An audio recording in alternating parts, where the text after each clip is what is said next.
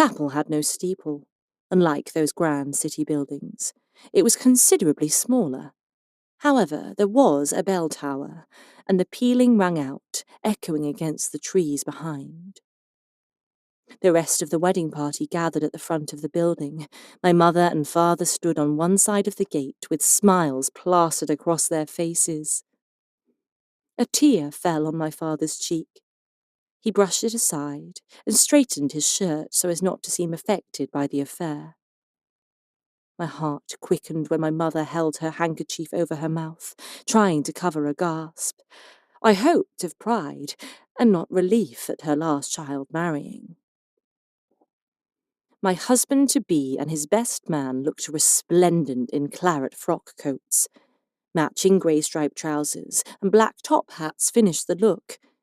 His parents stood behind him, and neither smiled. Their arms were locked at their sides, and their faces tensed as I approached.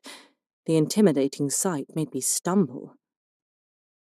His mother's visage was made all the more severe by the black dress pinned tight at the collar by a diamond brooch. Anyone passing might mistake his family for a funeral party. The two groups stood on either side of the gate, as different as night and day. It was the first time I was conscious of my nerves about the wedding. My heart fluttered in my chest as the implications dawned on me. Our giggling, chattering group stopped at the gates. James reached forward, his lips pursed. He clasped my wrists and held me there. My smile faded, and my hands shook as he gazed at me from my toes to the tiara in my hair. His gaze lingered, and I grew increasingly aware of all the eyes upon me. Finally, his mouth turned up a fraction at the corners, as if I had passed some test. He proceeded forward, taking me with him.